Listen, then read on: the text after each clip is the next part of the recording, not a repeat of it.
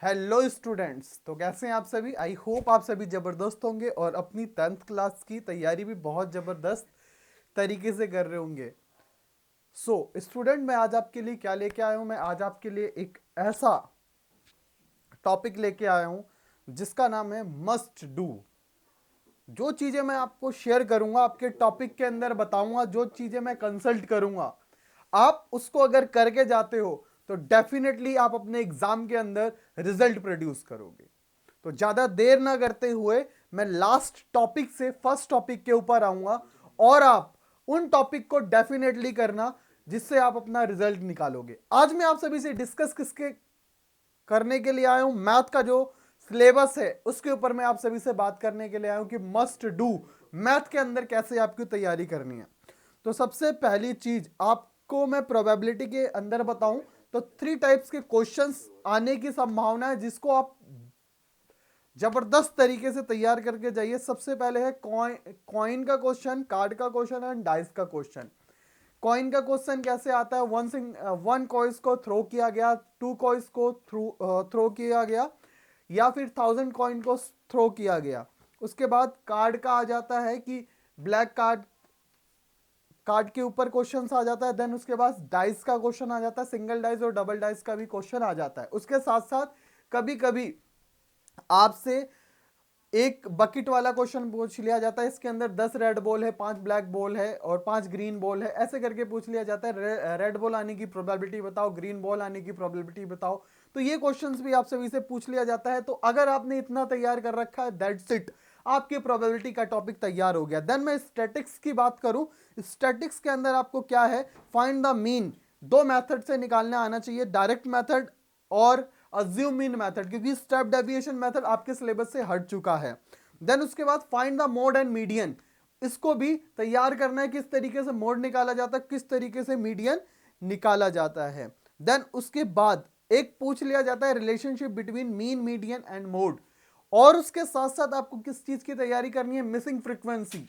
Missing frequency, अगर mean के अंदर एक कंपोनेंट मीन गिवन देके एक कंपोनेंट को गायब कर दिया जाए तो किस तरीके से आप उसको फाइंड आउट कर सकते हैं। ये था आपका स्टैटिक्स। अब मैं बात करता हूं सरफेस एरिया एंड वॉल्यूम के बारे में। आपको क्या करना है, और फॉर्मूला रिलेटेड टॉपिक डिस्कस करना है, चाहे वो कोन का हो, चाहे वो हेमिस्फीयर का हो, चाहे वो आपका सिलेंडर का हो, चाहे वो आपका क्यूब का हो, चाहे वो क्यूबॉइड का हो। तो जितने भी टॉपिक्स के क्वेश्चन है उसको मस्ट बी प्रिपेयर्ड करना।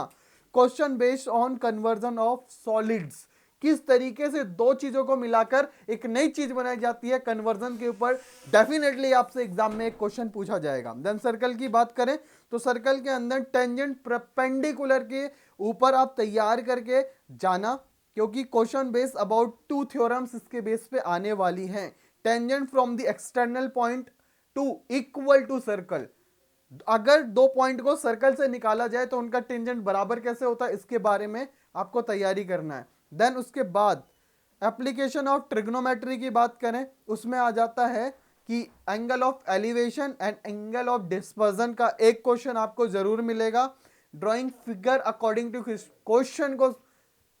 क्वेश्चन के थ्रू किस तरीके से हम फ्रीक्वेंसी करके हम आगे बढ़ा सकते हैं। देन उसके बाद करते हैं ट्रिग्नोमेट्री के बारे में। ट्रिग्नोमेट्री रेशोज के बारे में आपसे क्वेश्चन पूछा जाएगा, 30 डिग्री, 45 डिग्रीज, या उसका एक लॉन्ग क्वेश्चन दे दिया जाएगा और जो ट्रिग्नोमेट्री में फॉर्मूला यूज होता है उसको सॉल्व करके किस तरीके से आप अपना आंसर निकाल सकते हो, ये चीजें आपसे पूछी जाएंगी। देन उसके बाद मैं बात करूं कोऑर्डिनेट ज्योमेट्री के अंदर, आपको डिस्टेंस फॉर्मूला पता होना चाहिए, इक्यू डिस्टेंस फॉर्मूला पता होना चाहिए, सेक्शन फॉर्मूला पता होना चाहिए और मिड पॉइंट फॉर्मूला पता होना चाहिए। अगर आपने इसको कर लिया तो ये आपका टॉपिक भी क्लियर हो जाएगा। देन मैं बात करता हूं अर्थमेटिक प्रोग्रेशन के अंदर, आपको ए एन का फॉर्मूला पता होना चाहिए, एस एन का फॉर्मूला पता होना चाहिए और जो सीरीज होती है उसके बारे में आपको जानकारी होनी चाहिए। And find the sum of AP, इसका क्वेश्चन पूछा जाता है। Find the first term, common difference, nth term of AP, इन सब चीजों के बारे में आपसे आपके एग्जाम में पूछा जाएगा, तो मस्ट भी इस चीज को प्रिपेयर कीजिए। देन उसके बाद क्या आता है, pair of linear two equation. इसमें क्या है, आपको फाइंड करना है solution, linear solution, quadratic solution और linear solution find the linear solution, elementary method और आपका सब्स्टिट्यूशन मेथड। दो मेथड सबसे ज्यादा इंपॉर्टेंट रोल प्ले करते हैं, एक होता है एलिमिनेशन मेथड, एक होता है सब्स्टिट्यूशन मेथड। मस्ट भी इसको तैयार करके जाइएगा, इसका भी क्वेश्चन आपको मिलेगा। देन बात करते हैं पॉलिनोमिनल में क्या आएगा, सम ऑफ जीरोस ऑफ पॉलिनोमिनल।